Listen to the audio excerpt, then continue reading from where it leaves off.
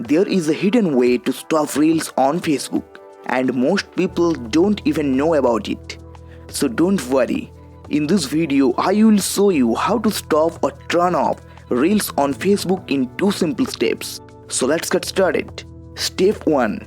First of all, open the Facebook application. Then tap on the 3 lines at the top left corner. After that, tap on Settings and Privacy. Then tap on Settings.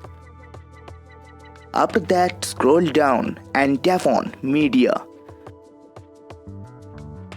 Now under the Autoplay in Feed and Stories section, select Never Autoplay Videos. This will stop videos and Reels from playing automatically in your feed. Step 2. From here, tap on the back icon at the top left corner. Then tap on Tab Bar. After that, tap on Customize the bar. Then tap on the down arrow icon beside the Reels option. After that, here you select Hide. This will remove the Reels tab from your Facebook home screen. That's it. Your Facebook home is now free from Reels, and videos won't play automatically. If this video helped you, please like the video and subscribe to the channel.